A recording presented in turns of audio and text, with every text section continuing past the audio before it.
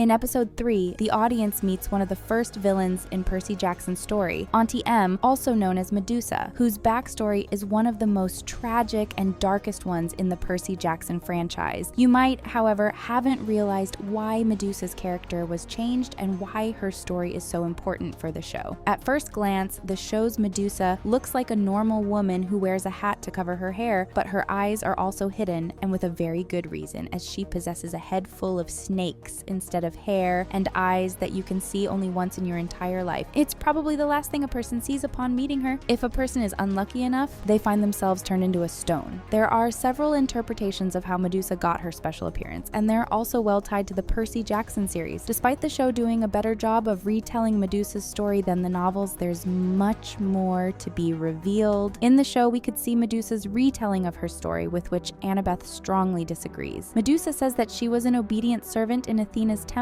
where she would pray and serve the goddess while admiring her for her wits, but she didn't know what she was really missing in her life until the god of the sea, Poseidon, showed up and they began a romantic relationship. But they were touchy-feely in Athena's temple, and that fact angered the goddess, who cursed Medusa to become a gorgon, with the new appearance and the understanding that no one will love her again, as everyone who looks her direction turns into a stone. The show also underlined that Medusa was far from being happy with Athena's curse, as she was the only one who was punished for the relationship and Poseidon saw no consequences. That led her to become a bitter lady who opened a store with her creations made of stones. In the Percy Jackson novel, Medusa doesn't share her side of the story. The co-showrunner of Percy Jackson and the Olympians, John Steinberg, explained the change in the interview. If you know what she's talking about, you know what she's talking about. If you're too young to be in that conversation, it won't bother you. You're just in a scene about this woman who seems complicated. What the show omitted from the myth was that Medusa wasn't a willing participant in the short relationship with Poseidon, but it was heavily implied. The god's actions make Medusa's story so much darker and Athena's decision even more unjust, as young Medusa didn't do anything wrong. According to the actress who portrayed Medusa in the show, Jessica Parker Kennedy, her character believed that the god of the sea was a person she could trust, but she was mistaken. Kennedy decided to play her as someone who was a victim of Poseidon's acts and abandonment while being completely confused by Athena's stance towards her. The change in the show allowed the production to even more underline the main problem of the Percy Jackson story. In the novel, Medusa's point of view of the story isn't included, which leads Percy only to protect himself from her wish to destroy him and his friends. The show's Medusa, however, gives her side of the story, which is another puzzle for Percy to pick up and develop a bigger picture: how the Olympian gods treat people who love and worship them. And we could have seen another example right in episode 4. Athena's daughter Annabeth worshipped the goddess her whole life, defended and loved her just to be denied protection against monsters. Annabeth took the boys to Athena's temple to save them from Echidna, as she wasn't supposed to be able to enter the building. But Athena allowed it as a punishment for Annabeth for embarrassing her in front of the other gods. And the reason was that Percy sent Medusa's head to Olympus, and she didn't stop him from executing his plan. The fans already pointed out the similarity between Medusa's story and Annabeth's, as both of them were victims of Athena, even though it was Poseidon and Percy's decision to do what they did. What's more, we can see a parallel between Percy's mom, Sally, and Medusa. In the first episode, Sally and little Percy were visiting a museum where they could see a statue of Perseus and Medusa. She gives Percy a brand new perspective, where she tells him that Medusa is so much more than just a monster who turns people into stones. Medusa's story isn't the one that portrays the gods in a good light, and Percy can easily empathize with the Gorgon. The fans might have noticed that Percy isn't the biggest fan of the gods, as he refuses to ask for help or even acknowledge them properly. When he was supposed to make the offerings after the meal to the gods, and specifically to his father, he chose to make the offering to his mother and pray to her. Percy can't stomach the audacity of the Olympians to ruin people as their lovers while leaving them with children without paying child support, or at least caring about them on an emotional level. Steinberg shared in the interview that together with Rick Riordan, they had many conversations about Sally and Medusa. He said, "It was an awareness that came up in our conversations of how much her story mirrored Sally's, and how much a story about a woman who fell in love with a god and didn't have as great an experience as Sally did out of it." During their conversations, they tried to get into Medusa's headspace and her experience because they tried to find out how relatable the stories of the two women were. According to Rick, episode 7 features a major flashback between Sally and Poseidon that will bring back Medusa's subplot. Percy might truly realize that his mother and Medusa actually dated the same person who left them both. But Percy doesn't know whether the relationship was different for Sally and the two lovers were in love, or it resembles Medusa's story, which would destroy the last remains of any possible trust between the father and the son. What's more, the showrunners were on a mission to discover Medusa's character beyond being the monster she's portrayed in myths to be. It's clear that Medusa's backstory is another nail to Percy's coffin that represents believing in gods. The actions of the Olympians have consequences, and usually it's innocent people that suffer the most. The disillusionment that Percy feels towards the gods will be much more impactful during the end reveal in the first season. What's more, Rick Riordan was thought to be heavily inspired by Greek myths, and one of them was the story of Perseus and Medusa. In this myth, the original Perseus is the son of Zeus, who was given the task of bringing Medusa's head to one of the kings. Medusa was one of the 3 Gorgons, which were daughters of small sea gods Cato and Phorkys. While her sisters Stheno and Euryale were immortal, Medusa wasn't that lucky and was born mortal. Perseus tried to do the impossible, and for that he got help from the Olympian gods who gave the man divine tools. He got close to the Gorgons, and while the trio slept, Perseus attacked by using a polished shield he got from Athena that reflected Medusa's face, so he avoided getting turned into a piece of petrified stone. Then he managed to remove her head from the body with a harpy. That action, however, resulted in the creation of Medusa's children Pegasus, which is a winged horse, and Chrysaor, the giant who appeared from her neck. But Perseus was lucky, as he had the divine friends on his side, and their tools helped him from an imminent doom. The 2 Gorgons tried to avenge their sister, but they had no chance against flying boots and a helmet that turns him invisible, both gifts from Hermes, thanks to which Perseus managed to leave the crime scene. But Medusa was a powerful being even after her passing, as her powers were still usable. The hero couldn't just walk around with Medusa's head and petrify everything that even laid eyes on the thing he had in his hands, so he had to use Cabesis, which is a sack specially made to be strong enough to hold the head. But he used it also as a weapon against his enemies during his quest to save Princess Andromeda from the sea monsters. But Perseus couldn't keep going around with a head as an accessory, so he gave it to Athena. The fight in the show is similar to the myth. The main hero, Percy, who is named after Perseus, has to destroy Medusa to save his own life using the divine gifts. Winged shoes that Grover wears were given to Percy by Luke, who got them from Hermes, and a hat that makes people invisible, which was given to Annabeth by her mother Athena. What's more, Percy uses the head to get rid of one of the Furies that was following them to Medusa's place. Athena also got the head, but not in the way the original Perseus did it, as an offering, but as a symbol of Percy's resistance against the gods. At the end of the novel, Poseidon returns Medusa's head to Percy if it's ever needed. Sally takes her chance and uses the powers to get rid of her partner Gabe Ugliano, who is making her and Percy's life a hell on earth. Then she sells the stone sculpture and starts to study again, free of the horrendous person in her life. At least this way, Medusa helps an innocent woman to be freed. The show's decision to change this part of the novel was a brave one and corresponds with conversations that are happening these days about patriarchy and women's struggles. It'll be interesting to see what more things will Medusa's story impact in the show. What is your opinion on Medusa from Percy Jackson and the Olympians? Let us know in the comments, and thanks for watching.